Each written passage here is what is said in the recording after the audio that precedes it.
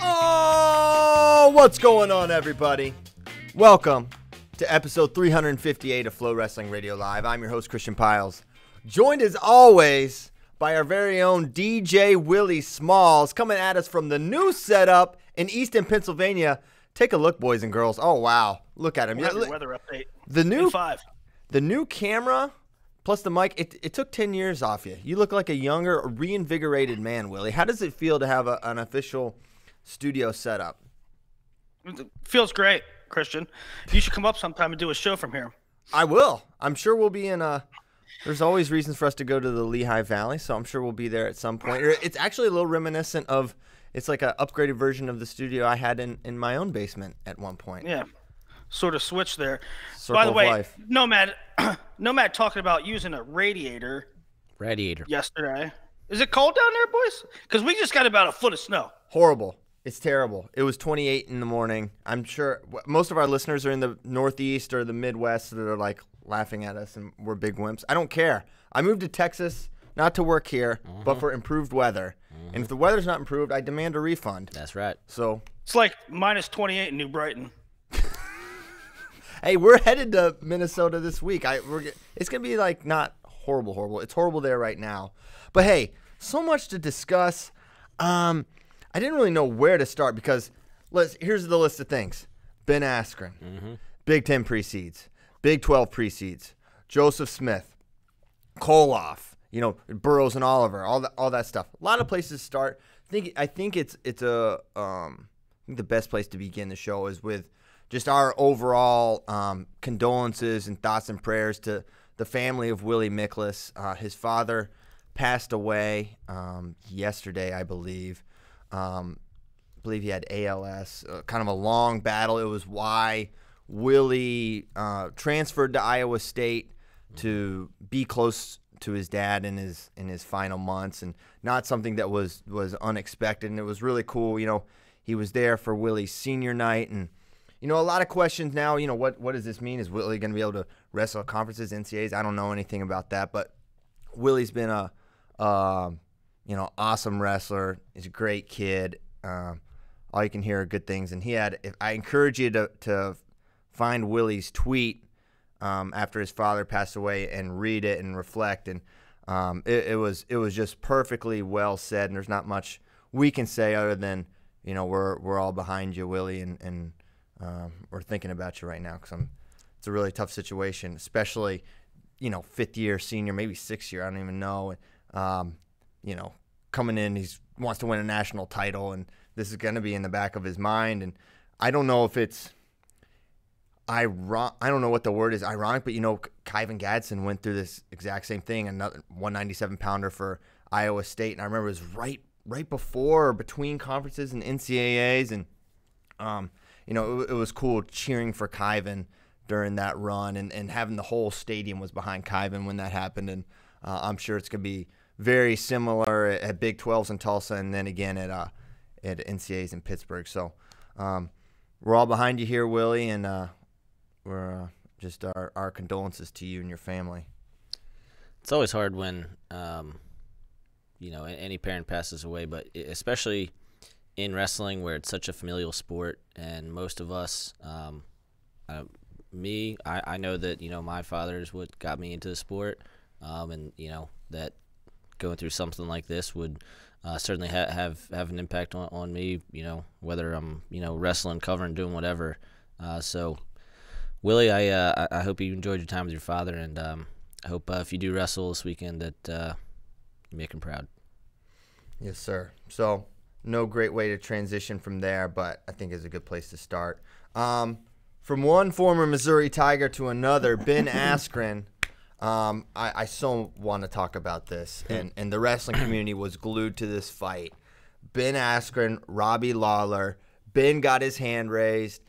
Crazy fight, and I came away. My overall impression of this of the fight was I was disappointed how it ended, because there was a thought that maybe Ben wouldn't win, or wouldn't have won because the end of Robbie's consciousness was coming so soon, right? He had this choke. It would have been over no matter what. The only reason Robbie Lawler's head is not still in the crook of Ben Askren's elbow is because Herb Dean stopped it. He was going nowhere at any point ever, right?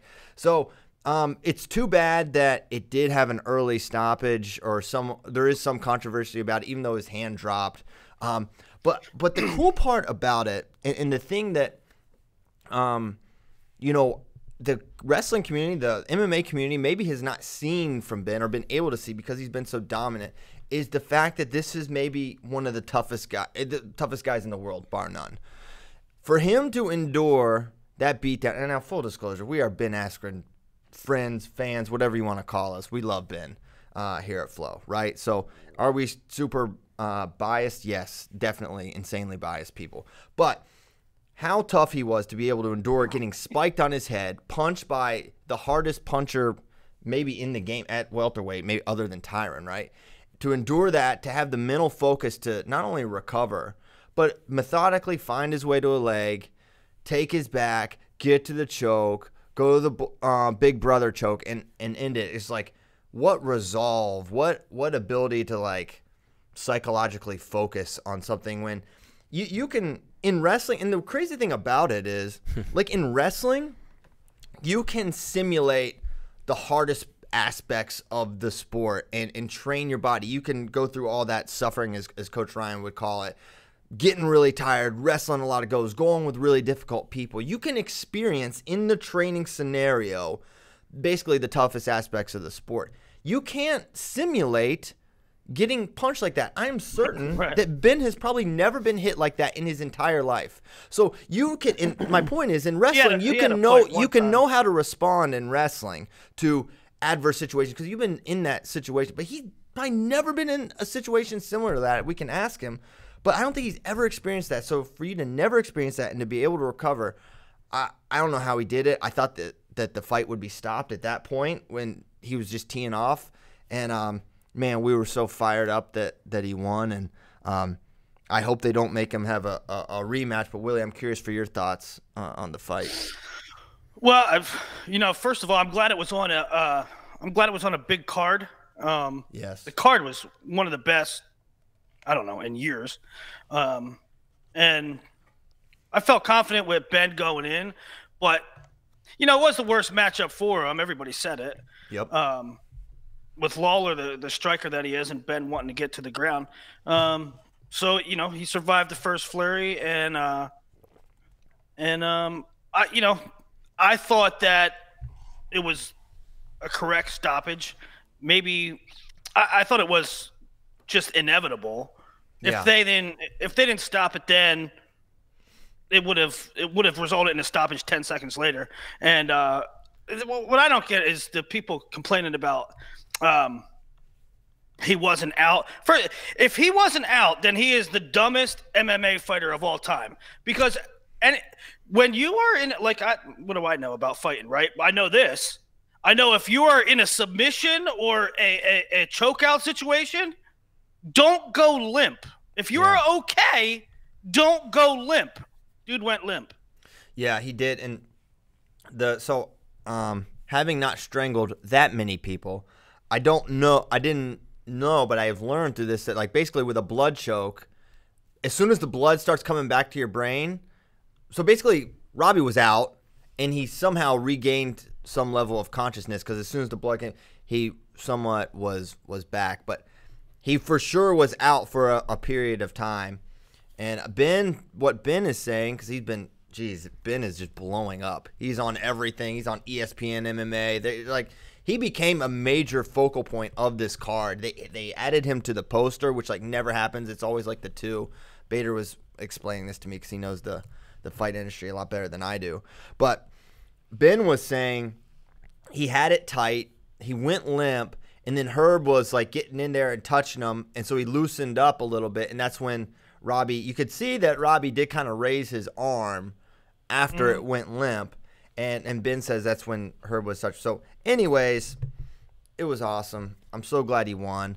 It's bull. I hope he doesn't have to rematch Robbie. He took the fight. He beat him. What else is he supposed to do? I don't know. I'm not interested in a rematch just because I'm not interested in that rematch. Yeah, I wasn't a huge fan of that matchup to begin with. If they want to run it back, I'm still confident that the same thing would happen. Yeah. So go for it. I would like to see him fight somebody else, anybody else. And it's crazy the way the things played out because Ben was always kind of teasing Marty from Nebraska, right? Oh boy. Turns out Marty from Nebraska is damn good. In fact, he's a champ now. And that was such an annoying fight. You gotta tip your cap to Usman. That was unbelievable. It was such an odd fight from Tyron. And I came away from it thinking that's a Tyron we haven't saw before. But at the same time, all credit to Usman. He was very good. And now Usman's a champ, and there's already this built-in storyline with him and Ben, right? I mean, they could sell that easy. Yeah. So, I don't see any way Ben gets a title shot his second fight, especially the way he beat Robbie. But hopefully he doesn't have a rematch. Hopefully he gets the Till, whatever his face, winner in London, beats those guys, and then I think it's title fight time. I don't want to spend so much time on this, but any other thoughts on the fight before we transition to wrestling? Being a neutral MMA observer must be exhausting.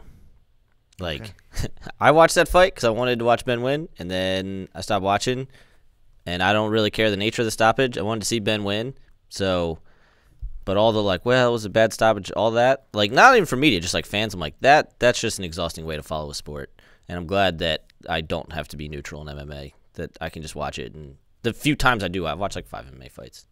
Go Ben. Go Ben. Can't wait to see what he does next. Yep. So that was a little MMA talk. Now, the Oklahoma State lineup has been basically a topic of conversation since the summer, and we've managed to not us, but this storyline has had lasted up till the week before Big 12s. As long as it possibly could. As long as it possibly could. After pre-seeds came out. After pre-seeds, they did a wrestle-off, and Joe Smith won them both, 3-2 and 7-4, respectively. So, and what that means is what we were kind of asserting was going to happen was that Chandler Rogers would be the odd man out, and that's, in fact, what happened. And his final match as a Cowboy was his dramatic assassin pinfall over Steve Bowman Chevy Dodge. So it was an awesome way to go out, but it's just there's a lot of, feeling sorry for Chandler. I'm sad that we won't get to watch him wrestle again as a Cowboy, but when you go to Oklahoma State, when you go to Iowa, when you go to Penn State, you know the risks. Mm-hmm. You know that you're going to a place where it's tough, and I guarantee you John Smith never said, you will start every year for me. I don't think he's ever probably said that to anyone. Right? I don't think he said it to Dayton. He probably never said it to Joseph. That's just how it goes. He's going to wrestle the best guys. And my point is Chandler knew the risks. If he didn't want to have any danger of not starting, he would have went to, name a school, right? There's probably only 4 he wouldn't start at for 4 years, right? But he didn't. He chose Oklahoma State, and I'm sure it made him a better wrestler. But at the end of it all, this is how his senior year ends, and it kind of moves the focus on, what is Joe Smith at 165? And the conundrum that Big 12 coaches find themselves in right now is seating a guy with 0 matches at the weight. He has wrestled, he's 0-0 at the weight. What do? Here's what I think you do. You find a way to get him the 6 or the 7 seed, right? Get him on that bottom side. He shouldn't be a top 3 or 4 seed, sure. But you got to get him opposite of the 1 seed. You owe the 1 seed that, right? Because that's what seeding's supposed to do. You're supposed to separate these guys. And, yeah, there's no process, and I think there's going to be a little discussion about process and how we're doing it. But I think you've got to say get Joe opposite the one, which would be Bryce Steyert. Steyert's the one? I thought Ashworth was the one. Oh, Steyert's the Steyert. I think Steyert's the 4. You could be right.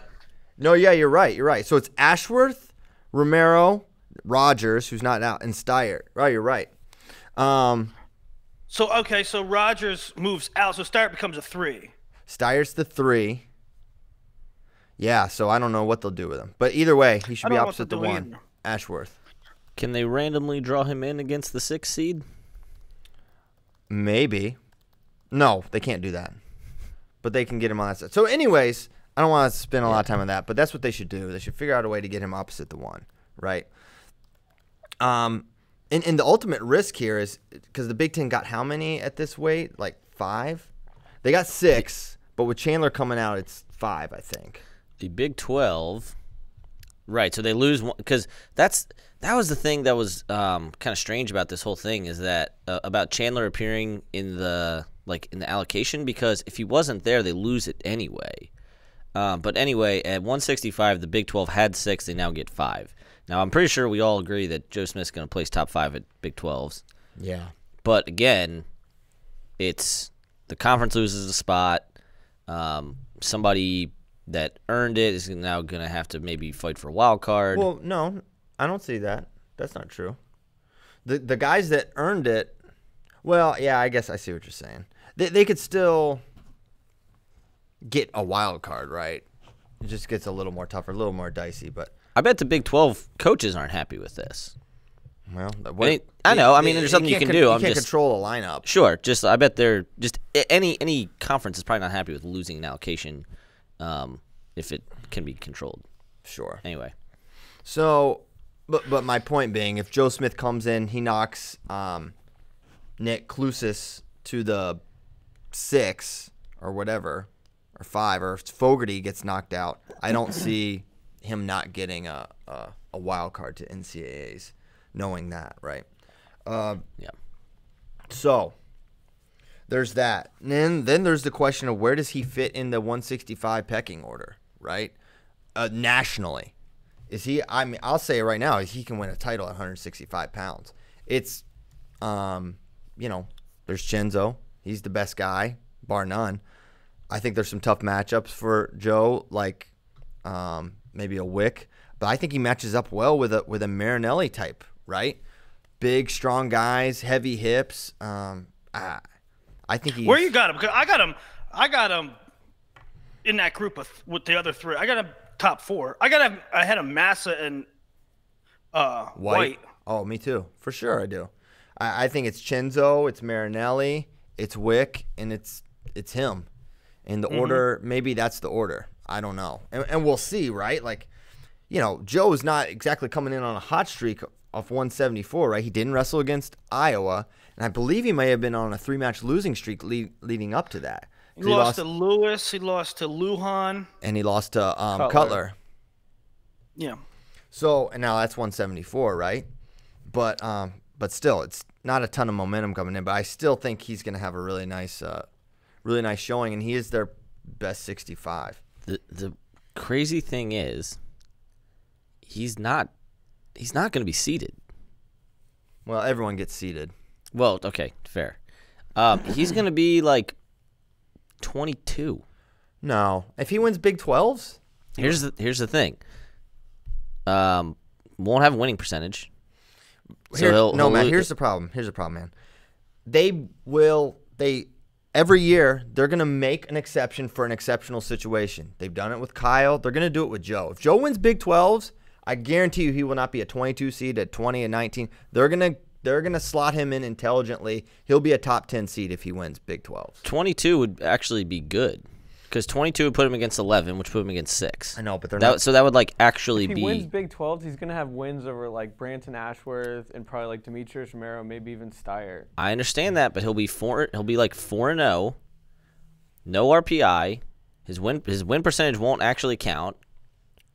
I have confidence they'll do what's right. They've done it before. They're gonna do what's right. And like you said 2 seconds ago, they'll do it intelligently.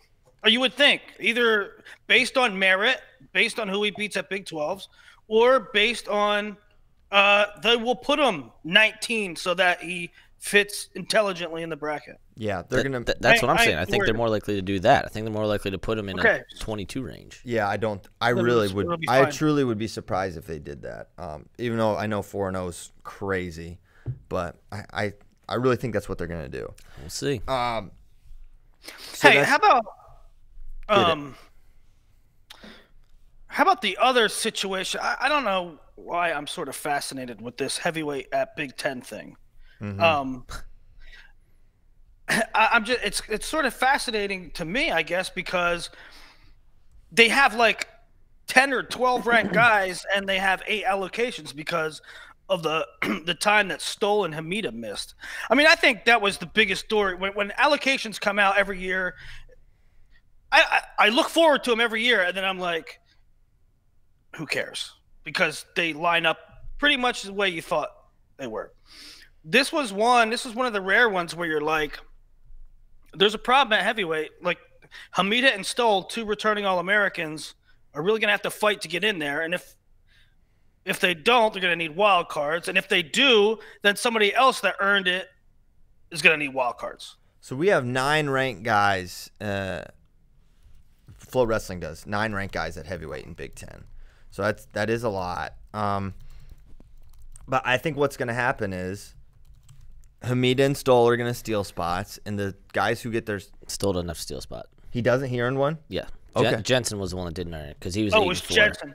He was 8-4, so he was under the 700 win percentage. Okay. Anyway, just for clarification. So good clarification. So Jensen and Hamida, I think, will steal, and then whoever they bump out will get a spot, and they'll all go. And if they don't earn one, they don't earn one. They don't go, right? They don't earn the allocation. But what's interesting about the heavyweight thing is Stoll, Gable, quarter potentially, which is crazy. Who got the? There is no 9. The 9 will be randomly drawn in. It could be Hamida. Right. It could be anyone. So the thing to remember, and they clearly changed it this year because I look back, they've never done this before.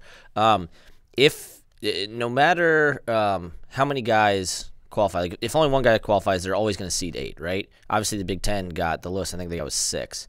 But if they get more than 8, they seed all the way down to 14. However, this year, if a weight had 8, so what was like 184, I think only had 8. They seed all the way down to 14 because they still will wrestle to 9th because being one place away from automatic qualifying is a criteria for a wild card. So that's why they did that this year, and I guess they probably should have done before, but that was new. But yeah, 285 only has 7, so they only seeded to 8. Outside of the only thing that I think they got it perfectly right. The only thing that I flipped was Jennings and Jensen, but Jensen beat the 3 and the 4, or Jennings beat the 3 and the 4. So I think they nailed it basically. Yeah. So a few, anytime you look at Big Ten pre-seeds, you start. All right, where are the hot quarters? Where are the big quarterfinal matchups going to go down? And I think as we look at 125, Spencer, Zeke, I guess is always going to be somewhat interesting, right? That's a NCAA champ versus NCAA finalist. They had kind of an interesting match in Nebraska where Zeke went no-touch mixer, which probably hurt his chances of mounting a comeback against Spencer. Dude, that goes down in history. That's the YOLO GOAT for wrestling moves. That is the YOLO. That's the folk style YOLO. Yeah. In freestyle, they got the bricks and stuff. In folk style, Zeke Moisey no-touch mixer. No-touch mixer. No, I loved it. And if I saw it again, I'm here for it. I'm here for all the no-touch mixers. I feel like Gabe Townsend would have a good no-touch mixer. I just see him just spinning really hard and missing and. Didn't he? Was it Fresno State? He had the sickest, most spine-bending. Here's the mixer. thing: Gabe Townsend's career bonus rate is 12, but they're all pins and they're all epic. Yes, it's just a violent twist of pure power and energy. Hey, what was that stupid thing? Speaking of stupid stuff, love stupid stuff. What was that stupid thing going on Twitter? I completely ignored it, and then some kid tried it. Why? There's that image of a guy starting in referee's position the wrong way, Not the wrong way. It's not. It's the wrong way. No, it's not. He means facing a different. I understand. He means facing a different direction. facing You're right. It's not the backward. wrong way. It's legal. He's driving right into traffic. It's perfectly legal. I know. I think Apparently it's legal, but why would there be an illustration of it? Why would anybody attempt to do that? The reason there's an illustration of it is because in the rule book. Yeah, it is legal. You need a visualization that it's legal because there's no way if you wrote that out, if you wrote out the way to do that, no one would understand it. They don't draw up. They don't put an illustration into every sports rule book manual of things that you could possibly do that's idiotic. I believe it was an oil pastel, and I think I found it very helpful. I found it very helpful, and I'm glad they did it. And now all I need is, and I tweeted this, and I need Jason Nolf and Bo Nickel, if they implement it successfully, that's going to be, I'm going to file that under heart, because you have to have tremendous bravery to go against the trend of lining up traditionally in folk style. If they do that and they can execute a cradle or an assassin or something from it, I'm dead serious. My Hodge vote could hang in the balance there. So the ball's in your court. There's high school kids doing it. Good. They should all do it. Cliff Fretwell's had to take out a second mortgage because he said, "I'll Venmoing people." He's like, "I'll Venmo anyone $5 who does this," and then lo and behold, people will do anything for $5. And now it was Jordan Crace. Yeah, it was Jordan Crace. I just don't understand why there is an illustration in a rule book. All right, don't get hung up on the illustration, Willie. Just be glad that it's real. That's what started it all. All right. You don't Let's put get back to these quarterfinals. The craziest thing, the dumbest thing you can do in any sport. Let's just make sure we have an illustration in case somebody objects to it. No, hold on. Take a look at this paint by number. It's like it's clear as day. It's like the swinging door play in football where the center is lined up on, like the center's lined up in the wide receiver spot, and then the other 9 guys are over on the opposite side of the field. You would need an illustration for that, so the ref's like, wait, what? This is ridiculous. We can't have this. Everyone Google Washington Redskins swinging gate play. It's a Jim Zorn classic. It's the most embarrassing play. Gate. I said swinging door. Look at that example. That's correct. Yeah, look that up now. But from swinging gates to, can we talk about Big Ten quarterfinals? Yes, please. I feel like people would find that interesting. So I mentioned Lee Moisey. That's pretty juicy. Other than that, I don't really know. You know, Russell, Matten, sure. Pietrowski, Foley, fine. No real fireworks. I mean, Lee, Russell, semi, okay. But let's just get down to business. It's going to be 125. It's going to be Spencer Lee versus Sebastian Rivera. It's what we all want to see again. The rematch that wasn't. This should have been the 3 match. Spencer didn't wrestle him. Now they're going to wrestle, I think. And there's 9 spots, so like ain't nobody getting screwed here at this weight unless they have a calamitous Big Ten. I ain't worried about qualifiers. I am. Nah, come on. It matters to those schools. Yeah, but no, it doesn't matter. Everyone's like, yeah. Anyway, it's not what people are focused on right now. Okay, the 133 is where it gets really juicy. Now, we thought there was a chance that RBY could have thrown the Ben Thornton loss for RBY could have made seeding like really crazy, but the fact that he beat Pletcher basically made everything fall in line pretty neatly. RBY in front of Pletcher because he beat him. Pletcher in front of Lezak, he beat him, and then Thornton. He has that one really nice win, but he's got some losses behind him. So, well, he lost to. They got it right. He lost to Pletcher and Lezak, and so the right thing to do was to. They did the right thing. Got it. They nailed it. So they said. Are you guys doing like your picks on Thursday? I don't know. Is that what's gonna happen? What? Hey, Wednesday. Yeah. I'm gonna mix that on all. By the way, games. we're doing the show tomorrow. Tomorrow? Yeah. Okay. Back to back. Now, 96, 97. quarters. DeSanto Thornton, they wrestled, I'm pretty sure. Right? Isn't that they wrestled at the duel? It was kind DeSanto of won. It was a controlled win. He didn't blow him out though. This was before DeSanto reached his full form. Yeah, seriously, he was not wrestling great at the beginning of the year. Well, he had multiple braces at that point. He had a shoulder situation, I think. 5-2. 5-2. Yeah, that was so because he had the 1 point with Rooney. He had that one. He had the loss to Gomez. Yeah, we have seen a different DeSanto since about the beginning of December-ish. Lezak was the turning point. Once he beat Lezak, he started to truly feel himself. So okay, that's not a super juicy quarterfinal. However, Suriano Lezak, yes. RBY Pletcher, yes. And we could be looking at a Suriano-DeSanto rematch in the Big Ten semis. I am here for that. And I am also here for RBY Mičić semi. 133 is the weight to watch. Every conference, Everywhere. This is the one. Willie, your thoughts? Yeah, Yeah. I just echo all that you say. All right. I don't know. I'm really interested to see. I think we got a gauge on everybody except for maybe RBY. We've seen enough data. I think we know where everybody's at. I could watch DeSanto and Soriano wrestle all day, and obviously the winner will get Mičić probably. But I think we learned the most about RBY. Yeah, and I think there's two mega wild cards in this bracket. RBY, just because of the unknown, and you all know who I'm going to say next, Ethan Lezak. This dude, you never know. You do not know. He will get tech fouled by Nathan Tomasello, and he will take him to sudden victory.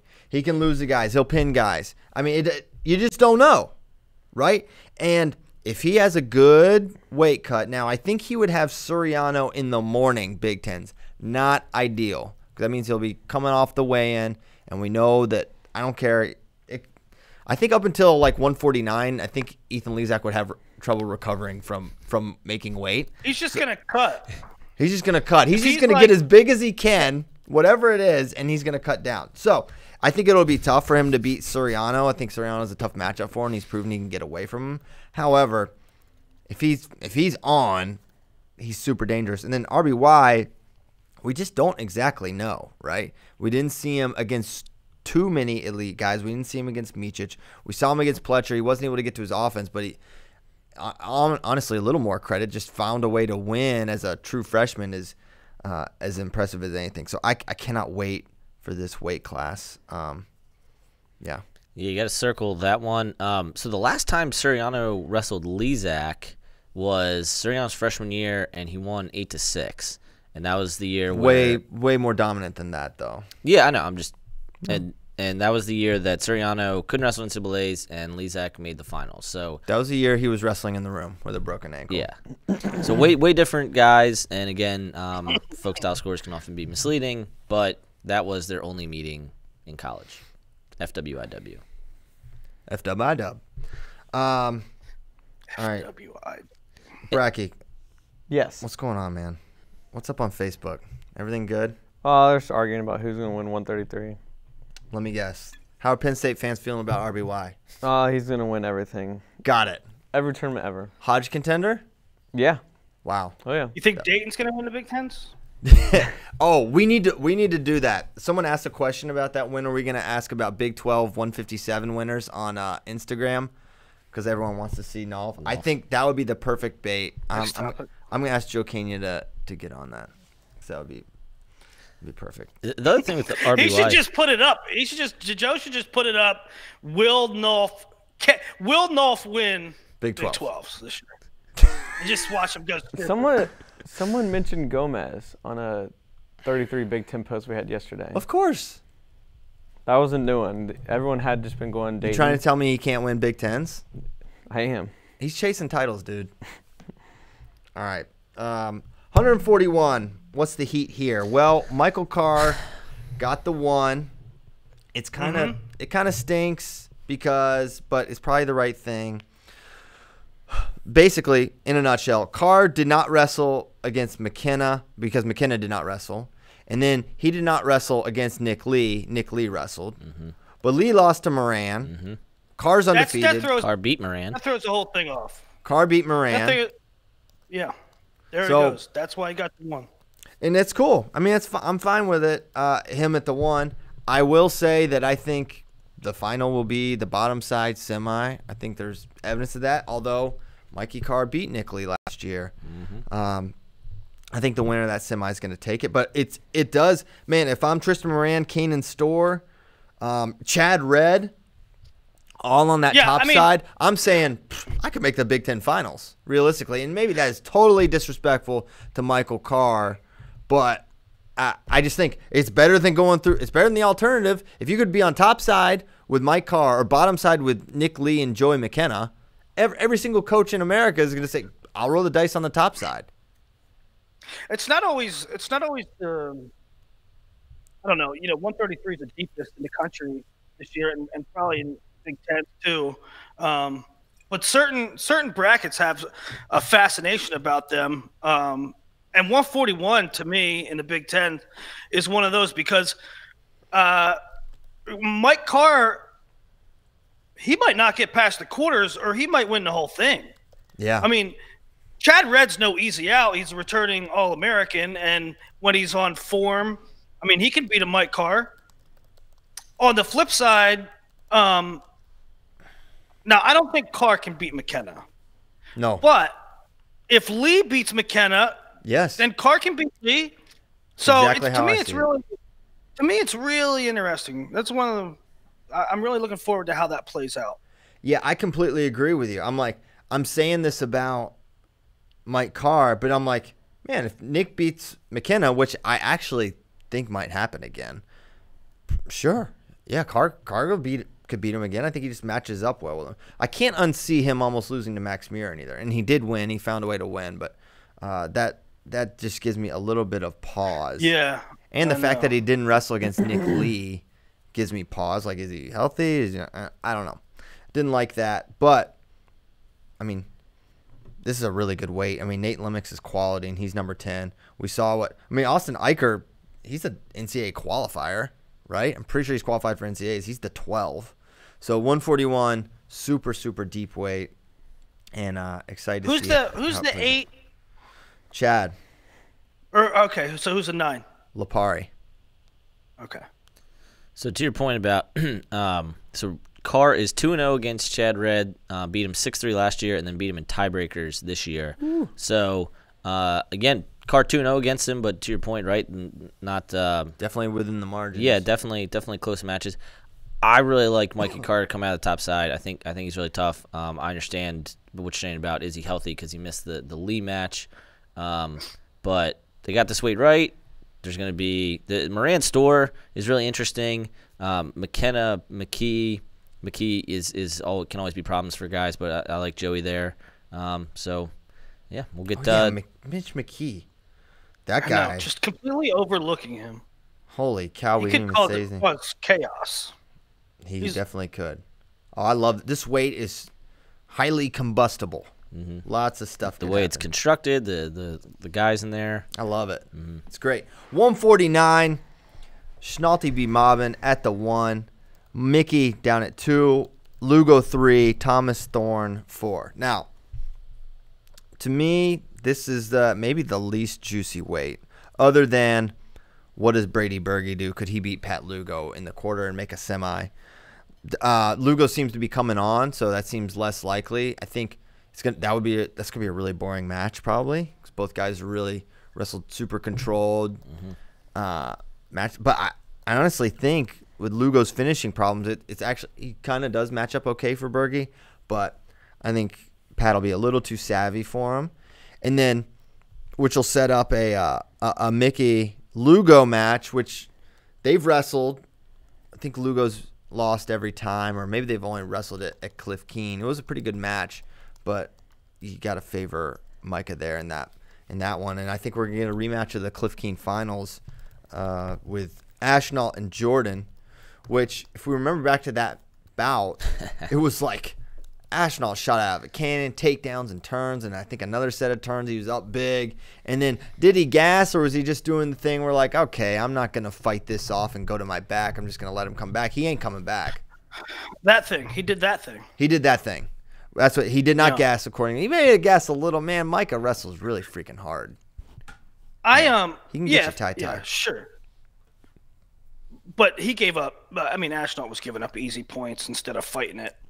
You know, he could have. If he was that tired in a tighter match, he could have stalled better, right? The way I see it, I think I just wrote. I put up the odds and I put my favorite plays of the week. Christian calls them farm bets. Yes. I think you should win a farm by picking Ashnault because I don't see any way. I mean, it's minus 175, which is a lot. That's steep. You know, you're only almost 2 to 1. You're almost paying 2 to 1 for the win, but I don't see any way Ashnault doesn't win this because, you know, I could kind of see Lugo keeping it close with him, which he did before because of style, but Mickey is a bad matchup for Lugo. He's just going to volume shoot him to death, and he's going to score more than Lugo scores. That's how you win a match.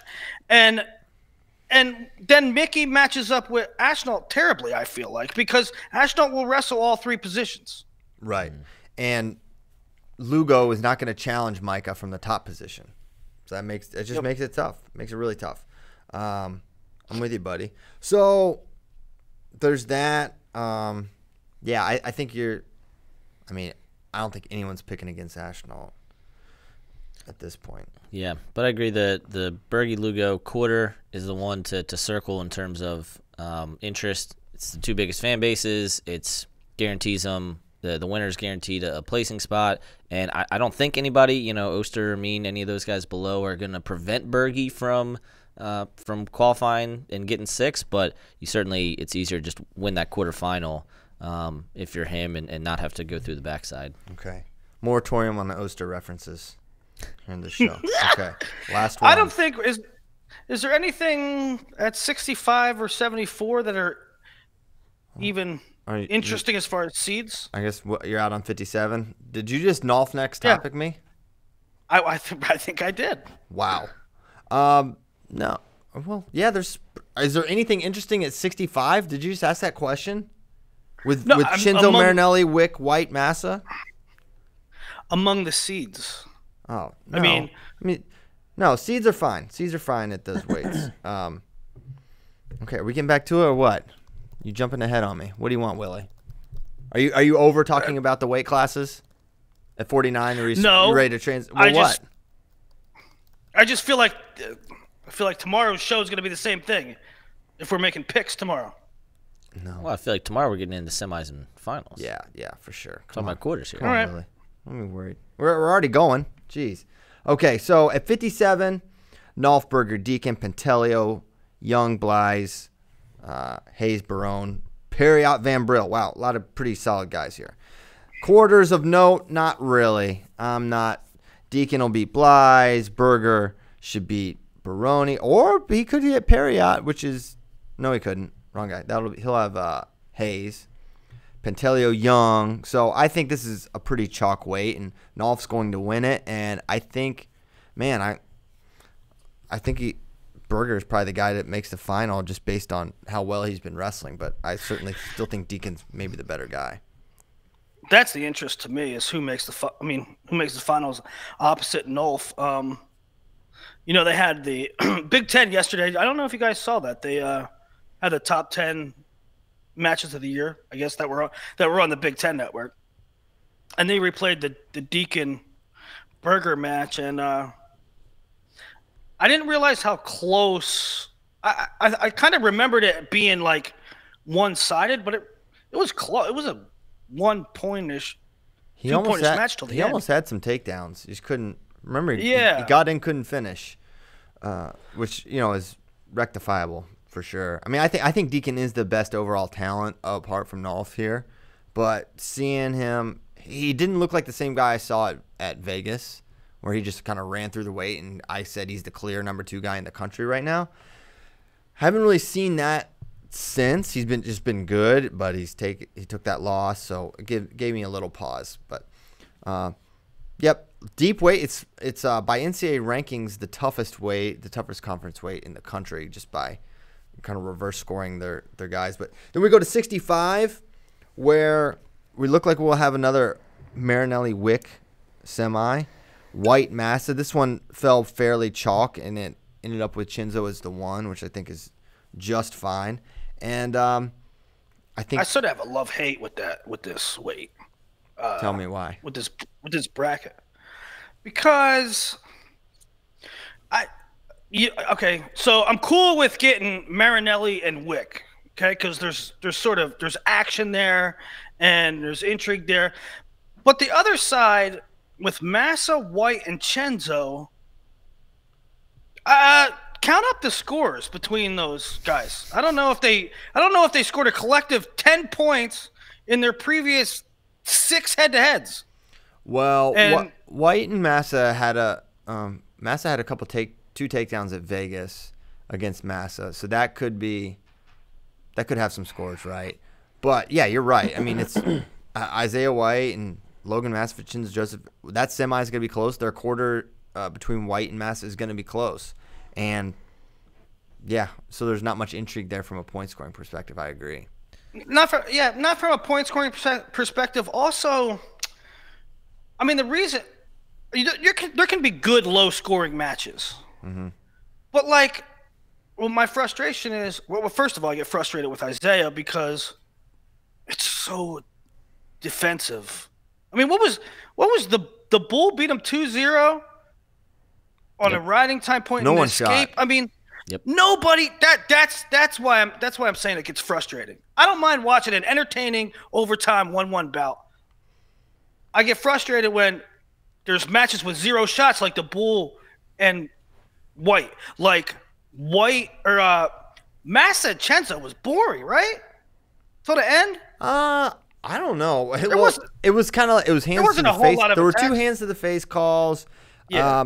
I felt like there were some pretty. I would classify that as a pretty exciting low scoring match. I thought there were some good exchanges. I thought Massa was particularly offensive, and his offense actually played into why he lost. He gave up that reattack and lost, and it was the illegal return apparently when he leaves his feet. What are you chuckling at, Gnomesy? Which my question is, with that return that's illegal, it doesn't matter if it's top bottom or if you're rear standing, right, from neutral, right? When you leave your feet and do that back trip, it's illegal no matter what the scoring scenario is, right? Yeah, I think the mat return is misleading in the sense that, like, when we think mat return, we think top bottom, but it's like returning to the mat, whether that is neutral or top. Because you can't do the double kickback if you're in rear standing just like that. So yeah, it was technically illegal, and he does it so fast that you can't see that he's leaving his feet, but it is illegal. And if Casey Cunningham's in that quarter, he's opposite quarter. You know, he's throwing that brick and getting that getting that overturned. So I wonder if, could he get is this be something that comes back to bite Chenzo if he doesn't adjust and stop using this return? Because it is illegal by apparently the Brock Height interpretation of the rule book, which is as good as any interpretation that you get It's in up wrestling. there.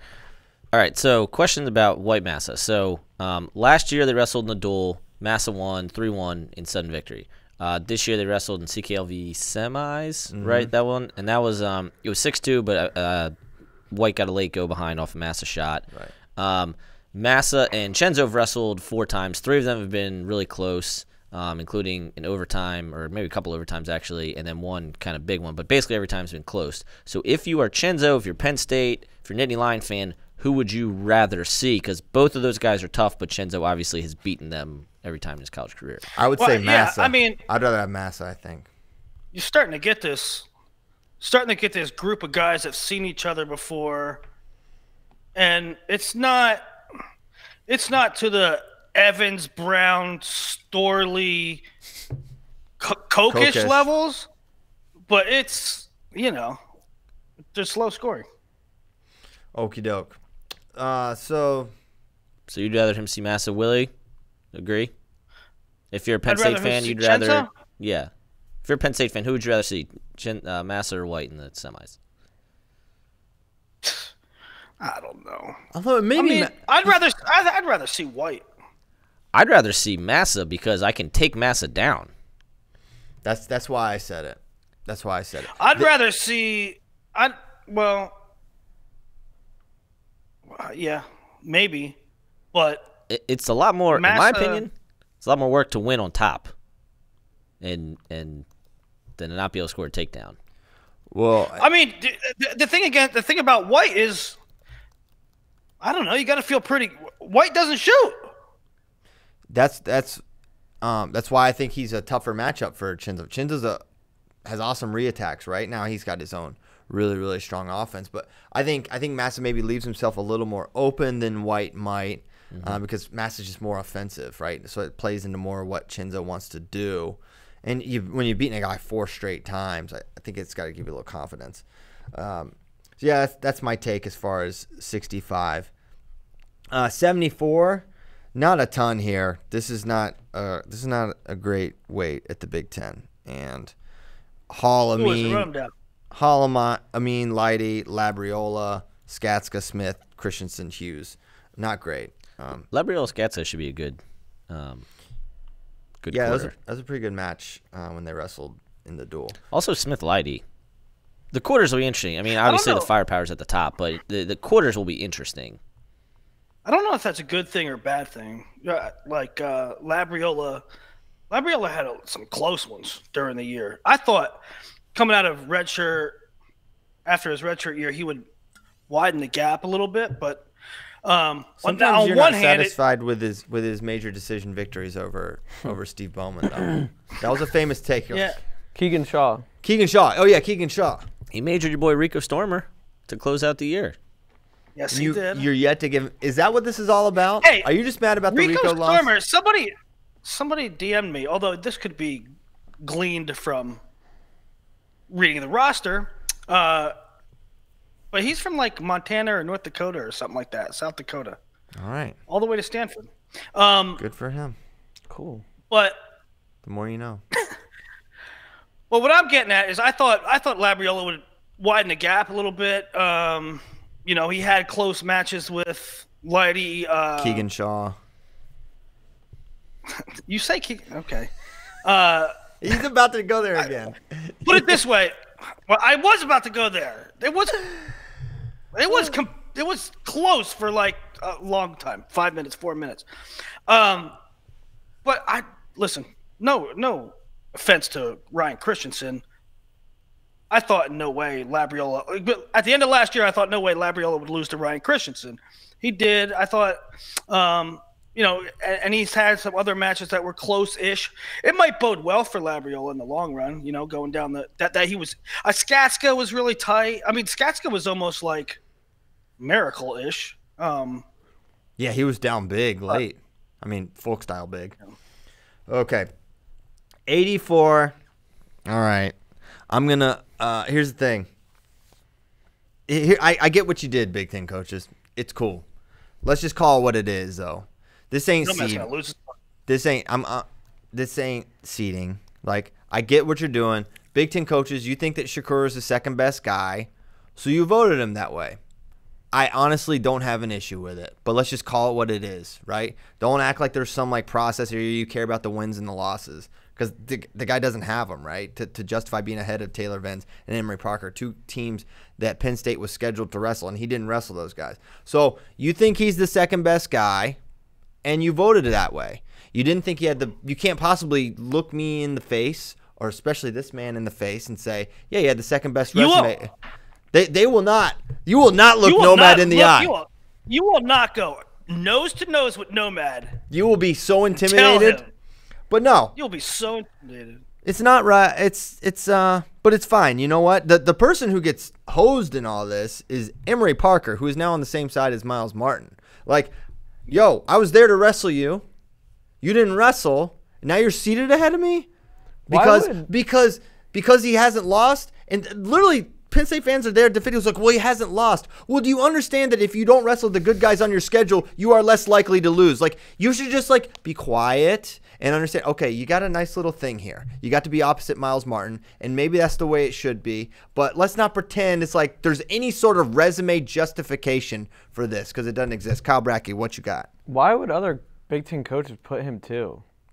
I don't know. Like, why? I'm not saying no. Nebraska, Illinois probably didn't. But, like, why would Iowa? Why would Wisconsin? Why would Michigan? It makes no sense to me. I don't know. Maybe they just looked at most national rankings have him ranked second in the country somehow. So they're like, well, I mean, I don't understand that either. I mean, normally the rankings are pretty aligned with this. There's like a huge disparity between us and every other one. So I don't quite understand it. I think that's a great point, Brackey. Why would they say, yeah, we'll go with this? Other than maybe they think it helps their own case. Like, all right, let's get him at the 2, and that'll help my guy. It doesn't help Jelani Embry. I know that. Right. Coaches shouldn't be doing rankings or seats. Yeah. Fair. I'm going to keep all my points short. Number one, you got it wrong. Number two, It's called short offense. Number two, I think it's ridiculous that they didn't put the points out there. So not only this weight, but any weight, no coach knows what they need to come prepared for in the seeding meeting. Is Shakur so far ahead that that they can't argue him down or up? I don't like that at all. Number three, this is not okay. Look, I know we had the discussion earlier about Joe Smith in exceptional situations. Kyle Snyder, the last few years, was an exceptional situation. He wasn't hurt. He wasn't ducking. He was trying to win GD Olympic titles and go into Regan and Clubs Cup and Medved, okay? He was clearly on another level. This is not one of those situations, okay? He's returning All-American. Shakur is awesome. He's a Southern Scuffle champ, okay? Here are his wins. Jelani Embry, Mason Reinhardt, Brendan Devine. Brendan Devine, I'm sorry, you could kick my ass, but you and I have the same amount of wins at the Division I level. Brendan Devine has 0 wins. That loss doesn't matter. And if Brendan Devine wants to toss me on my head, he is more than welcome to. We can arrange that.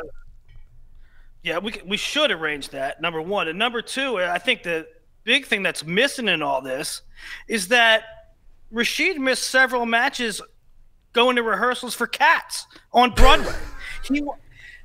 No, it wasn't Cats. It was Rent. It was not Cats. I have this confirmed. But getting back to the actual thing, whether it's you think he's the best or whatever, the body of work doesn't justify it.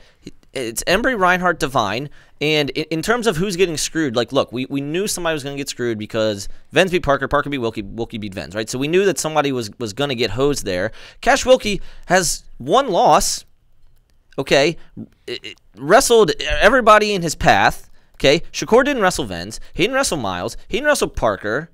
Do you think he would be undefeated?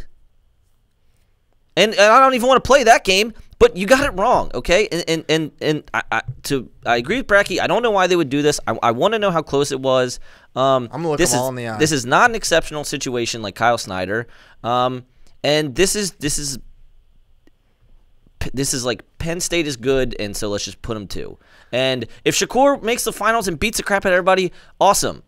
But he didn't earn this. There needs to be some level of objectivity. Yeah, and it's not a dunk on this take if Shakur makes the finals. That's not. I mean, that's not. It's not even a no. That has nothing to do. If Shaq makes the finals, don't go pointing fingers at Nomad, because the point is, you want to surprise. You want him to prove it. Do it from the 4 or 5. Doing it from the 2 or 3 don't mean nothing. Yeah, and again, just getting back to here's a thought: is this something where, hey, maybe Ohio State's lobbying? Like, I'm sure Tom Ryan wants him at the 2, right? Because I mean, you know he's gonna smash. Although Parker's beaten Miles Martin, so it's maybe not the best chess. Ohio State ain't worried about anybody. Yeah, that's true. Miles is gonna smash all these dudes. Ohio State wants him on. Ohio State wants him on their side. Yeah. They probably do. They beat him in the semis, knock him down, keep him from getting finals points. Yeah. Right. Oh, very good point. Very good point. All right. I don't have any theories. I don't know why they did this. I don't think we need to talk about it much more. It's certainly not rooted in anything that happened this year. If he wrestled, if he had that resume, you cannot look me in the face and tell me if he wrestled for Indiana that he would be the 2 seed. There's no way that would happen. That is precisely my point. No That's precisely my point. There's no way. Remove the singlet. Just look at the resume. Remove the singlet. Just look at the resume. Remove the hair cap. That's the thing, too. Let's go back to the rankers for a second, okay? Because it's one thing for the coaches to look at rankings and just say, yeah, Shakur, he's good. He wrestles for Penn State. But it's the rankers that are doing that. If that was Devin Skatska, that All-American 7th last year, at 97, and this year had the wins that he had, a guy from Indiana ain't getting a 2. Ain't no way. That dog just won't run. All right, that's 84. You're wrong. You know you're wrong. You know you're wrong. And you need to apologize. OP, get him with that OP. Holding down. Kamal Bay. Wilkie Parker, quarter. That's fun. Embry Shakur was actually a pretty competitive match. Shakur won. He did not look very Shakur-ish in that particular bout. Vince Reinhardt, not a lot of heat here. Miles Martin is the man. He's going to be a Hodge finalist when it's all said and done. If he starts lining up, here's the other thing. That alternative top-bottom lineup thing, that's a great way to go from a dark horse to a front runner. If you start lining up incorrectly, yet correctly, Miles Martin, this could be your path to getting in that Hodge finalist shortlist. So think about it. 97, not much to talk about here. This is not a great weight. Bo Nickel's going to win this weight. Will he pin everybody? What's interesting is he could potentially see Schultz in the semi, who gave him his toughest match, a 6-4 type of win. I think it was a 2-point win, maybe 3. But Schultz would have to beat Brunner, who's had a nice year. Colin Moore, Jacob Warner semi. Oh, who was it? Did you say that? Oh, you said so definitively, Nomad, yesterday. I think Bracky, you were there. That if Bo Nickel wrestled Jacob Warner, you guarantee he would pin him. Do you guarantee that? Yep. All right, he guarantees a pin. I hope we see that match. Not that I really can't. Well, Warner would have to beat Moore. Is that where the seeds have it? Warner ain't beating Moore. Yeah, it doesn't look like that's going to happen. But I'm kind of with Nomad. I think that would happen. Yeah? Yeah. Okay. I hate that. I really come off as a Jacob Warner hater because of like all the things I've said. It's not that I don't like him. I've said this time and time again. I think next year's year he makes the jump. I think this year he's gonna go through some things, take his lumps, and next year he's gonna make his jump. Third year, big jump. Can we pause real quick to talk about the Hodge implications? Okay, as long as there's no Dylan Anderson. I'm gonna pause this. I've been wanting to pause for a little while now since I've noticed that you have your thumbs through those thumb holes. Mm-hmm. Yep. Can we get a ruling on that? Yeah, I don't get it, but Twitter, I don't thumbs know, up, or Facebook Live, thumbs up or thumbs down on the holes. Here's the thing: the arms on this are too long, and I don't like them, and I don't want to roll it up. So I'm doing it like this. I don't care. If you don't like it, screw you. I like it. Okay. He's going to Instagram again. Okay. Don't get him yelling at people again, Willie. Okay, but real quick. So back to Hodge. So Nolf, 13 pins in 23 matches. Bo, 15 pins in 22 matches. CP doesn't like this one. I like this. Nolf spending an average of 4:41 on the mat. So average time his matches end before the second period's over. Nickel, 3:36 on the mat. Nickel is firmly in control of the Hodge as it stands right now. It's true. Any arguments from the people with actual Hodge votes? He's got an edge here, but a couple decisions could change things. My thing is this: what if just looking at his path, like how could this change going into NCAAs? Right? I don't want to get into NCAAs yet, but sure. Let's say he'll have the 8 or 9. He's got to have someone good in his quarter. What if he bonuses in round 1 and he smashes in his quarter, right? He's got Baroni or Perriot, and then he's going to be in the semis against Pantaleo. What if he puts up bonus against those guys and if he bonuses through Big Tens, that would mean more to me than Nickel pinning his way. Well, I don't think Nickel's going to pin Colin Moore again, but maybe it would. So maybe I would be impressed. But I think Nolf has an opportunity to like catch up in the bonus department. Real quick, so because they seeded all of them at 157, Nolf's going to have a first-round bye, whereas Nickel could not. Nickel could wrestle my first round, so that could be a jump Nickel. For him. It's very clear. And then real quick, looking back at Bo Nickel's Big Tens career, 9-1, 5 bonus point wins, 4 of which are pins. Mm-hmm. Okay, I thought we would go with Nolf there. That would. No, you're just all in on Nickel. I'm Team Nickel when it comes to the Hodge. Yeah, very clearly. He's better. He's got better numbers. Better so far. Heavyweight. He gonna win. Tony Caesar got the 2. He'll have to beat Mason Paris for the right to wrestle Gable Steveson, who is really good and not going to lose probably ever in college. And beyond that, I don't know what there is. I'm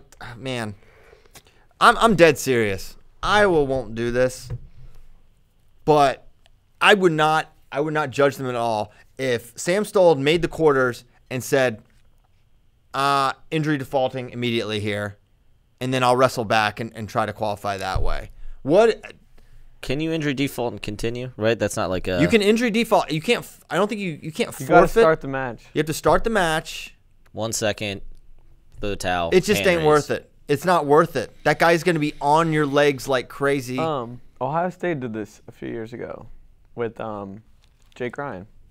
You're right. Against Nall? They didn't wrestle Nolf and let him try to wrestle back. He didn't qualify, but they did that. Jake Ryan's the man. Will they go Jake Ryan here? I don't know. I think they should. I seriously think you should consider it. I don't think it's chicken. I think it's pragmatic. I always been pragmatic with Stoll throughout this year. And you know what? Roll NCAAs, sure, yeah, you roll the dice, but you're trying to get this guy there. He's basically the worst matchup he's ever encountered in his life. It's smart. And Gable Steveson is the most merciless guy there is, and he's going to want to prove a point against. And he would never try to hurt Stoll, but it doesn't take a lot to hurt a guy like Sam right now at this stage in his career. I think you forfeit that match. I'm dead serious. Or injury default. Call me what? Dead serious. Call me everything. I think that's smart. I'm not saying that Gable would try to hurt him, but Gable isn't going to have mercy on him and not move him around. No. Right? He's not going to not take a low single. So. I'm not gonna not take a look. You're not gonna not shoot on Sam Stoll's legs. I mean, you know, definitely will. I'm not saying Gable.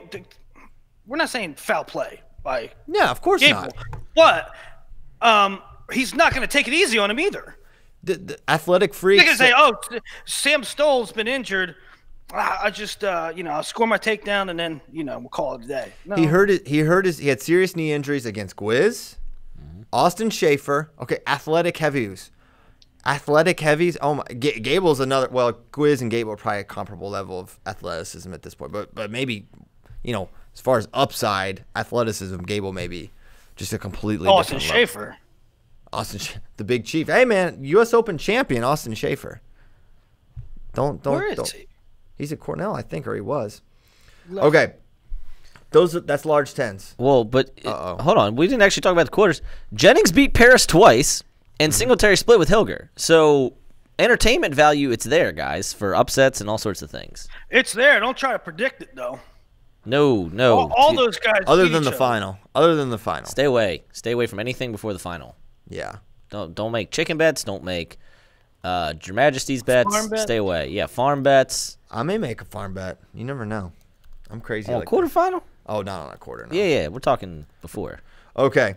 All right. We have to talk about Dan Kolov because that happened and juicy stuff happened. There was a lot of stuff. Okay. I mean, Ben Askren, the film happened. There was a hold on. ref in New England happened. There's a lot of stuff.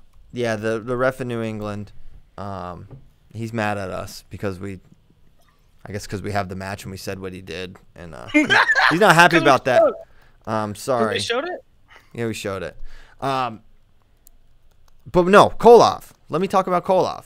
Jordan Burroughs beat Frank Chamizo soundly. This is no longer a rivalry. He put it on him. He beat him 3 times. The time he didn't beat him, he should have beat him. He's better than Frank Chamizo. He looked stronger at the weight. I thought he was moving well. I thought he looked very powerful. He got it done against Bexod, who is an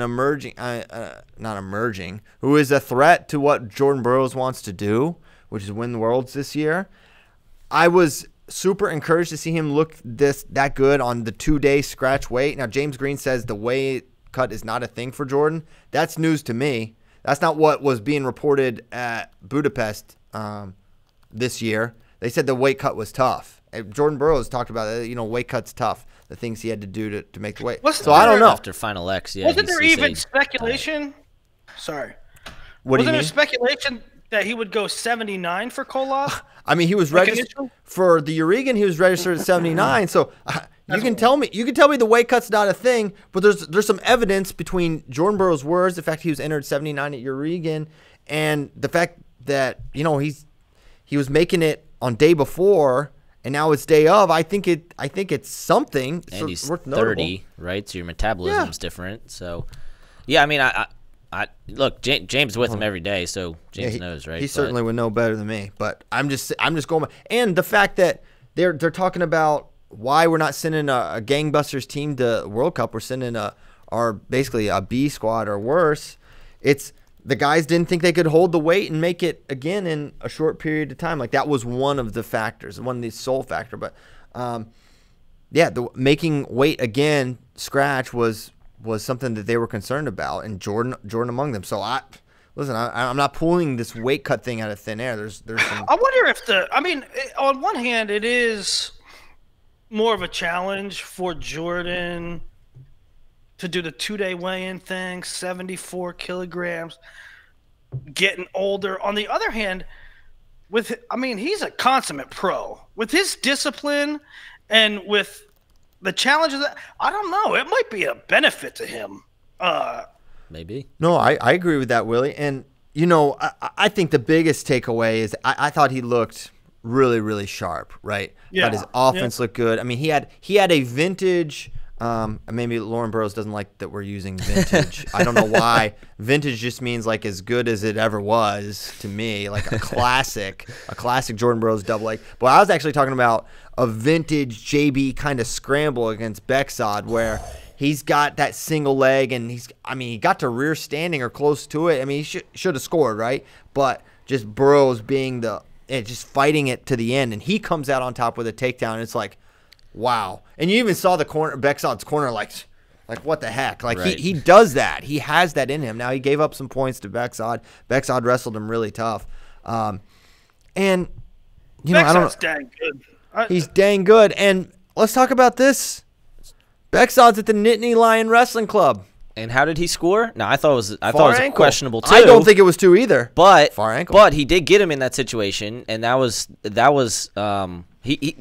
Bexod had JB in two tough situations. Now, the one time JB came out on top one, incredible scramble. The second time he didn't. I thought it should have just been a push out, but they gave him the two. That far ankle scramble is going to be there probably every time they wrestle. And again, JB a pro, but that's Bexod's in the best room for far ankle.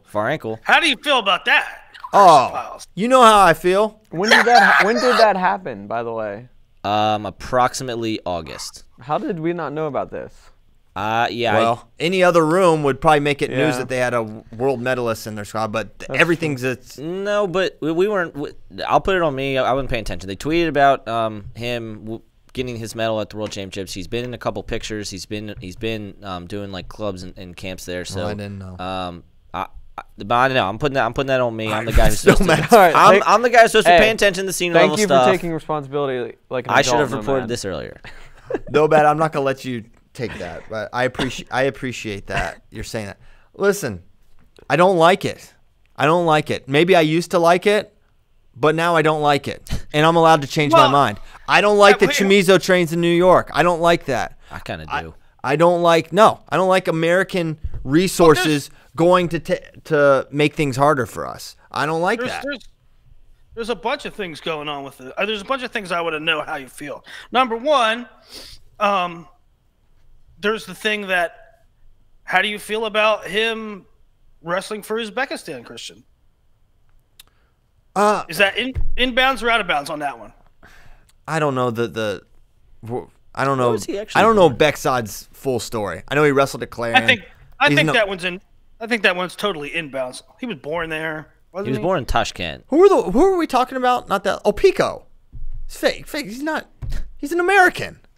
I'm I'm posing a question. You're very passionate about the subject.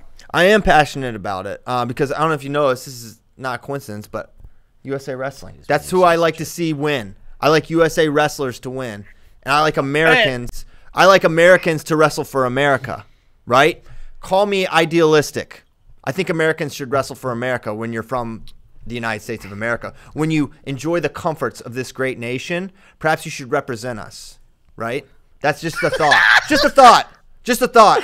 It could be crazy. And yeah, I used to not care. I used to not care when it was Stevan Micic and Dave Habit and all these guys training here. I didn't care. Franklin Gomez, I didn't care.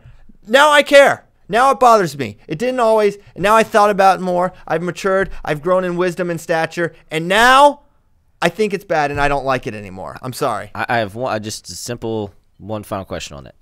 So No, there's lots of questions. two-part. Well, this. no, but I know, but we don't have a lot of time. Two-part question. Short offense. Are you okay with NCAA Division I colleges recruiting guys from other countries to wrestle on their Division I team? Yeah, I love it.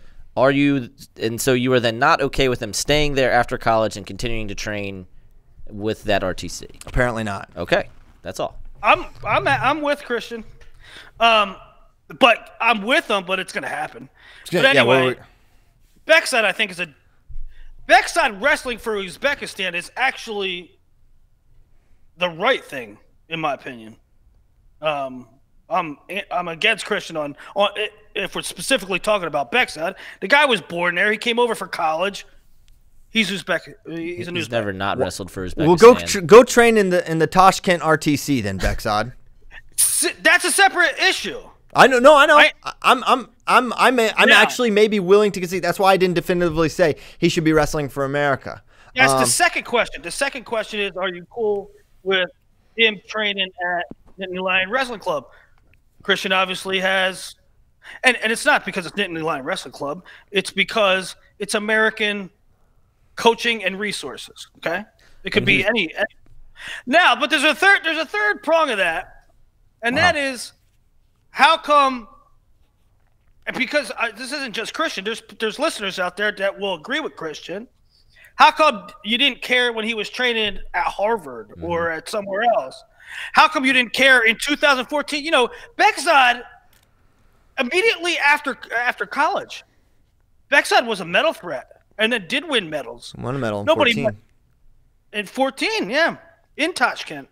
But that's what I've said. That's what I said. Yeah. I've acknowledged. I didn't really care about it. I didn't talk about it. I thought more about it. I don't like it anymore. It had nothing to do. Obviously, I didn't even realize Beckside was at Nittany Lion until this week. I went on a whole rant about this with Pico not that long ago. That's how I feel. I didn't like it. I don't like it now. I retroactively don't like it.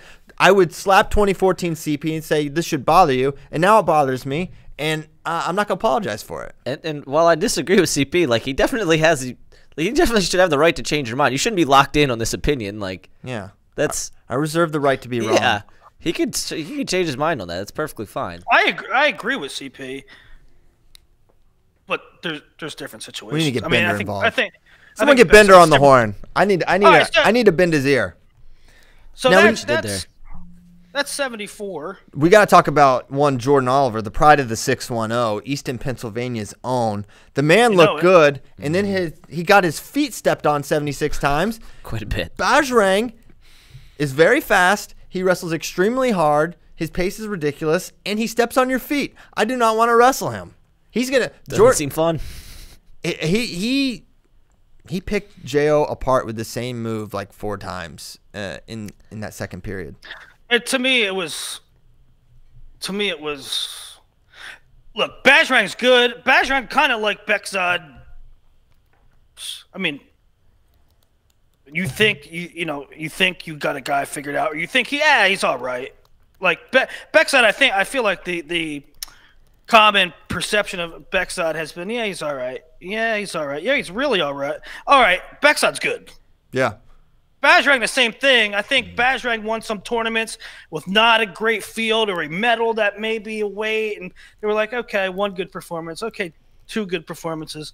Okay, he won some tournaments, but how was the field? And now I think people are finally like, yo, Bajrang pretty all right. So he's definitely pretty all right. But Jo was the weight cut. I think that I think it's good for him to get down. 2-day weigh-in. I don't think that that was Jo's best effort, but Bajrang did pick him apart. My 2 things that first of all, peak Jo is the best guy in this country, in my opinion, at 65. I don't know if Frank's coming down or not, but he's wrestled the last 2 at 70. If he comes down, maybe those 2 are the finals. But right now, what I'm seeing, Jo is the best guy at 65 right now. So the other thing, I didn't like that Argentine is tougher than people give him credit for, but I didn't like that he had to win criteria in that one. Now, that was 4th match off the scale, and I think he needed to get his stuff going. But that was clearly weight. Yeah, there was a line of demarcation where Jordan shut it down. Yeah, But then the rest of the matches, he looked really good in the second period, scored most of his points in the second period, so I really like that. But the issue right now in terms of really elite guys, where he's been losing matches, his leg defense right now. Bajrang with the sticky foot and then Chikayev's pick. So the last couple times he's seen him against super elite guys, he has had some trouble defending leg attacks. Now J.O.'s is the man and can outscore basically anybody. But right now, if you're looking at where he's vulnerable against the super high level guys and what may prevent him from winning a medal or getting to the finals, it's some leg attack stuff. I don't really consider. I mean, you can correct me if I'm wrong or have a difference of opinion, but I don't consider Bajrang elite technically. So I think that what Bajrang was able to do had a lot to do with one had the pace for 6 minutes and one didn't. Yeah, I mean, Becky and I were watching that match, and I just love that pace is a thing in freestyle. Like, it's a thing, and you have to be ready to go 6 minutes. There's nowhere to run. And, yeah, I don't know how much it is. I'll give a little more credit, technically, than maybe you will to Bajrang. I think there's a lot of skill involved with what he was doing and the adjustments he made that weren't there in the first period to second period. I give a lot of credit there. So, but J.O. and I think Zane is still the biggest threat to J.O., not Frank Molinaro down at 65. So here's a question. They were kind of saying there was some rumors that Zane was kind of feeling a little bit too big for 65 too, right? 2-day weigh-in. Well, but that was.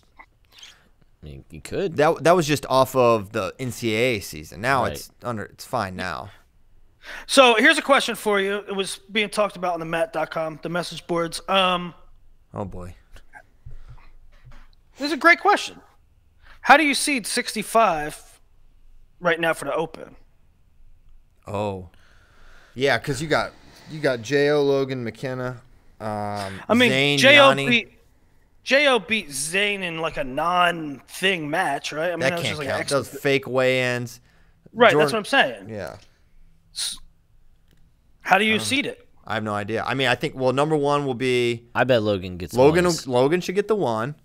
What? A Okay. lot of precedent for that. A lot of precedent for what? I mean, When one a guy's returning, out. One guy's competing. When's the last time the other competed? I understand that, but when a returning world team member, whether they wrestle or not against any of those guys, they're going to get the one. Yeah, he's going to be the one. It's a matter of where do you put Zane, who has not really wrestled a ton. Where do you put J.O.? Where do you put McKenna? I think you could put Zane maybe at the 2 or J.O. at the 2, 2-3 for those guys. Well, I mean, if you're going back, yeah, right. How far do you go back? You can't. Here's the thing. Can't go back more than a Here's year. a problem. You cannot. This is our issue with international wrestling. With it, you can't seed this fairly. It's not NCAAs where you have this like comparable. It's like I don't even know if it's worth diving into right now. But it's such a crazy question. It's like, how do you even know? Unless there are It is a specific crazy head-to-heads, it has to be subjective. Well, Like, it just has that's to what I'm be. getting at. You can't count that goofy match, but it's the only head-to-head. But before that, you have to go back. J.O. was suspended a year, but then how far do you go back for Zane? And then, so theoretically, do you put McKenna the 2? No, I don't know. All right, well, we can focus maybe more on that as the time comes. I have no idea how they're going to seed the Open. So that was Koloff. Snyder won. Gave up. Got a gut wrench. Good. His gut wrench is getting better. Still gave up a 4. He gives up a lot more 4s than the average 3-time world champ. So good. He's getting gut wrenches. Bad. He still sometimes gives up 4s. Yeah, it happens. And then Gilman. It was a solid field, though. Yeah, the Leopard didn't make it to him, unfortunately. We'll never see that match. And then last We are thing, Gilman's leg defense against Vangeloff was not ideal. So that's a little concerning for 57 right now. Okay. I don't understand why.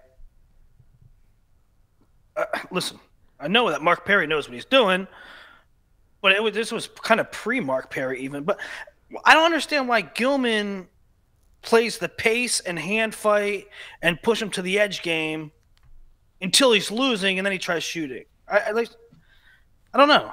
He can score. I think Gilman will tell you the same thing. He said the exact same thing after his world performance. It's like he didn't take enough shots. I think between his match here and the matches we saw at Urigan, he's been way more offensive than what we saw last year and in Budapest. It's the defensive stuff I'm more concerned with right now. Right. And you know, Gilman's a pro, and man, if there's someone better besides, you know, maybe JB and maybe Dake in terms of game planning and preparing match preparation than Gilman, you know, Gilman's right up there with the best. So I think he'll get a lot of that stuff cleaned up, but those are the things, you know, right now we don't really care as much about wins and losses. We care about how they're wrestling, right? We really care about how they're wrestling, and that's the area of concern for me right now with Gilman. All right. Yeah. Cues from us. So we got friends. They have questions. They're not Willie's friends. They're just me and Nomads. My and friends Kyle. are in low places. Yeah, we know. We're well aware. Easy one. What kind of car does Mitch Bowman ride into NCAAs? One, he may not get a ride. He's going to need to earn that ride. He might be Ubering. If not, it'll be a Chevy Dodge, my favorite kind of car. How likely is it that the Big Ten sweeps at NCAAs, wins all 10 weights? It's zero likely. What are you talking about? They have eight number ones. I don't know about zero. It's not going to happen. Zero likely? All right. 125. 133. No. You're missing the point. I'm not saying they can't. I'm saying No. odds Do you know are it what won't zero? happen. Do you know what zero likely means? Yeah, that Zero is likely can't. means can't. All right, I ain't picking it. Mr. Okay. Specificity. You Okay. picking it? I don't know, man. I'm not ruling it out. I mean, there's a few that it's just like locks that the Big Ten's going to have the champ. It's 41 is the one that's really tough. Well, 33, Dayton. Yeah, I know, but the thing is with 33, you've got Oh, you're saying they have more title threats than Yeah. like, Yeah. yeah. Okay. That's Yeah, what you're saying. bullets. you got Stevan, you've got Soriano, you've got DeSanto. Yeah. I see what you're saying. Yeah, man, they really could. Has it ever happened? I don't think so. Last year, Big Ten swept the Big Tens. Plus- they won every title. I mean, the reason I roll it out right away is because Yanni. That's why. Okay, I'm fair. That's fair. I'll allow it. Hunter Sharpless, who's the worst, he works here. He was asking a bunch of questions. I'll ask this one because it's funny. If the wrestler is doing referee position, what is the referee doing? Thank you. Wrestler's position, I guess. Wrestler's position. I don't know. It's a fair question. I've never understood really why. is. Why is it called referee's position? Referees stand the whole time. Really, neutral should be referee's position. I think we need a charcoal drawing of that to make that make sense in the rule book. So thank you, Hunter, for drawing attention to these real issues. This is bullcrap, Bill Alexander. What is the legal way to defend against a Russian tie regarding Burroughs versus Chamizo? Those refs were so involved with Jordan against Chamizo, it was driving me crazy. He had a 2-on-1. He did what your little league coach showed you, what his high school coach showed him. Was you post the head, you post the neck, and they hit him for a hands to the. I mean, I don't know, maybe it's hand to the face thing, but it was like on the side of it. That's how you clear a 2-on-1. That was an objectively bad call. Nothing to do with America. That was a bad call. I think it has everything to do with America. That guy was. He was way terrible. too involved. He was in over his skis. There was another really, I think it was an edge takedown call that was really, really bad. I need to go back and rewatch the match. Are you talking about Chamizo? Uh-huh. Oh well, but both of it was 3-2 at the break, and you're like, Jordan's got this. The way Chamizo was scoring versus the way Jordan was coming at, you were like, no, good. those points were, he wasn't earning those points. I just can't remember how it was scored. I think there was a weird takedown given to Chamizo that was bull, and I don't think they challenged either, which is maybe smart. But yeah, no, Bill Alexander, I don't know what the legal way to defend a 2-on-1 is if you can no longer post the head or post on the neck. If you can't do that anymore, you got to attack the wrist or something. I'm not sure. Mike Mal will have to have a breakdown on that. Great question here from Randy Slotnick. Maybe it's not worth indulging, but if Kassar, a.k.a. Caesar, beats Gable at Big Tens, who gets the 1 seed? Because then you'll have Kasser beats Gable, Gable beat White, White beat Kasser. I think it would probably go to Stoll. Stoll. Yep. So Randy, it will be Sam Stoll. White will get it. You think? Yeah. Okay. Just because don't here's know the why. thing, at the very top. I would go with the Big Ten champ. Well, what I'm saying is at the very maybe, but at the very top, they're not going to put somebody who lost in the conference finals Maybe number 1. Right. It's just not going Last to happen. loss. Well, yeah, of course. I'm not. So then the head-to-head is what comes in. All right. Bet. I feel that. See what I'm saying? Would Ben Askren have fought Woodley if he had to, or are they too good of friends? He will never fight No. Tyron. Never. Not even gotta if there's offer him a not even if billion. there's a fire. He won't do it. He's gonna ask Tyron for his blessing to fight Marty from Nebraska. He said he won't fight him unless Tyron gives the okay. Those guys are boys. They're never fighting. They're together. He was trying to be in Woodley's corner, got it cleared with the UFC, and then they said no later. Yeah. Like, Ben wanted to be in Woodley's corner for the Marty fight. Why? Yeah. Why not? Just Why some would weird. it not allow that? It was weird. I don't know, but that happened, and they never fighting. Yeah, they're never gonna fight. If the evening version of Willie had to wrestle the Nomad version who was yelling at people on Instagram, would there be a DQ from hands to the face? If so, who would win? There's multiple ways this ends in a DQ. It could end in a DQ because Willie keeps trying to tie his shoes and stalls out completely. I'm not sure what Nomad would do illegal. If the somersaulting out of a ball and chain becomes illegal, that is possible. Bracky, how do you see this match playing out? Willie dying about a minute in. 1 minute. You're Yeah. giving him a lot of credit there, Bracky. I am. He'll figure out ways to stall to get up to a minute. You guys are missing a key aspect of this question. Oh. Nighttime Willie. You know what he's saying there. Super strength. Oh, yeah. Yeah, Bud No, Heavy Willie. He's saying I got a couple in me. Yeah. Well, your balance could be off then. Your balance could No. be off. Some stuff changes when there's a couple in me. Oh, you flip a switch? Well, Well, I first don't of all, know. if you Listen. forget how tired you are. I don't know. You might get reminded quicker than you realize. When's the last time you had a couple?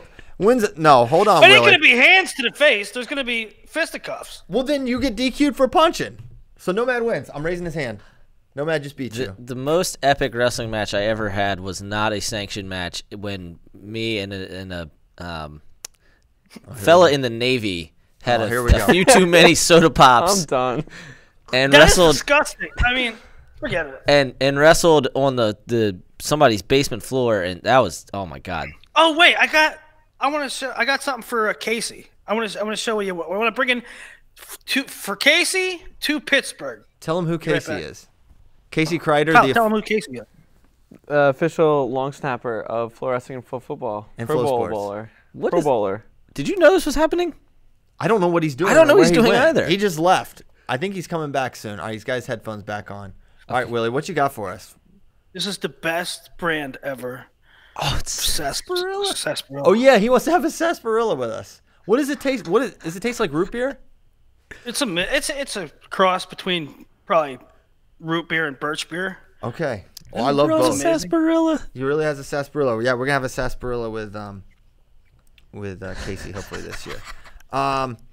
Well, this is a good question. Rye asks FRL, but it will take a long time to do it, and it's 9:33 here in Austin, Texas. But he asks, can we get a heading into postseason tiers? Interested to see how perceptions have changed since the start. So I think we should do this tomorrow, which, yes, tomorrow we're doing FRL because Thursday we're going to large 10s. So I'll be at EIWAs. he'll be at EIWAs. Willie will be at yeah. PI AAAs. Neil Cutzinger, will Oklahoma State use the Penn State Caesar rule and send 2 guys at 165? They should look into it. They should look into it. I Oh my filed the God. paperwork. Yeah, I heard that too. Remember, last year Penn State fan. A Penn State fan before I get in trouble. A Penn State fan asked. It Are was you not sure you just can't one. send It two? was- It was not just Several. one. It wasn't 2. It wasn't even 3. Several. They sent us the red shirt rule, or like the open tournament rule, that you could have multiple wrestlers entered. You in a never tournament. know. Listen, Has it's anybody looked into this? we did. Turns out Oklahoma State fans know that you can only send one wrestler. Yeah, it's too bad.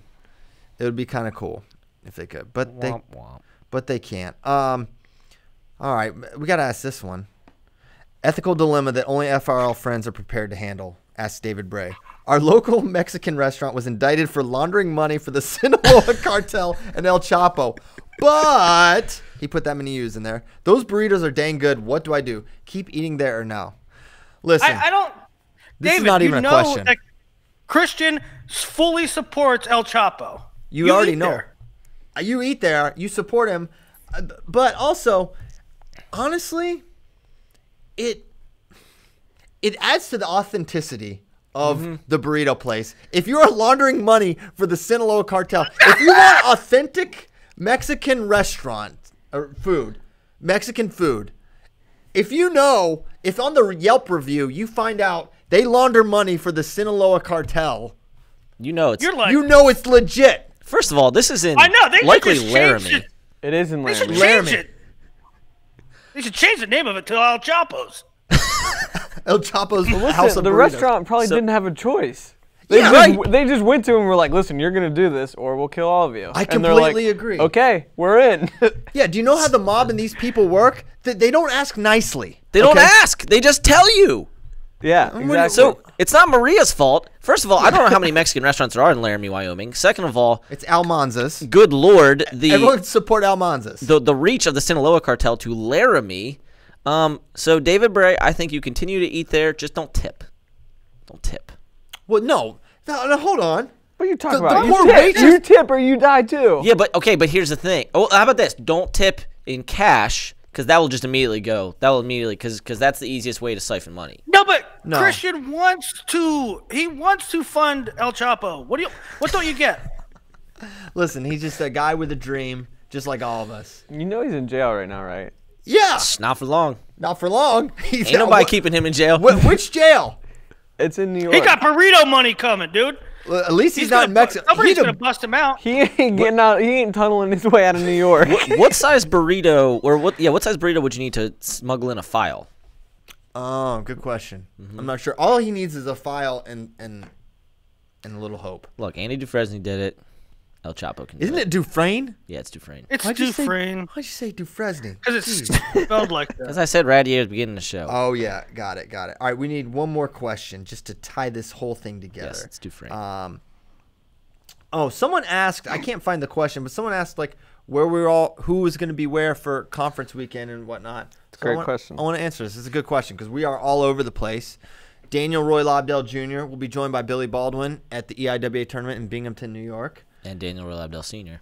Daniel Roy. It's a whole family reunion. It's Wow. funny. At Who's Number One, Dan's mother asked if we could make sure to send Dan to. She didn't ask. She told Yeah, you. she just She didn't tell demanded. me. She's like, if there's any way, as though like if Dan said I want to go to EIWs, I'd be like no. But she wanted to make sure that her little boy, the youngest, Danny Roy Jr., would be there in Binghamton, New York. Mama Lobdell, we got you.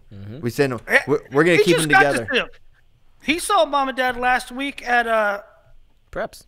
National Preps, and they went out to dinner with an Olympian. Dan Dennis went to dinner with Papa Lobdell. Wow. Oh, that was That must have been quite the was dinner. fun. So okay, Dan's gonna be there. Who? Yeah, any help?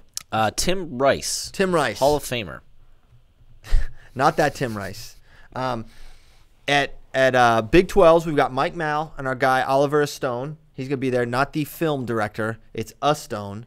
I know that's confusing. We could not get Oliver Stone, so we have Oliver Stone, who might be better. He actually has more wrestling knowledge, just less in the film area. I don't know if this is an HR violation, but when we first got Oliver Stone's It probably is. Oliver Stone's when I got Oliver Stone's resume, I wanted to throw it out without looking at it. Just I'm because like, that I'm was. not hollering Oliver Stone. But here we are. He's the man. We love Oliver. Big 12s will be him and Mike Mal. Big 10s, Sean Connell, Large tens. who we call him large 10s. Sean Connell, the guy who did My Best Rival, who did Austin DeSanto's Vision Quest, who did the dope Iowa-Oklahoma State highlight. He's going. Great. He's going to be shooting and editing. Our guy, Minnesota's own Cole Schrupp's going to be there helping. Me, Mark Bader, Kyle Brackey,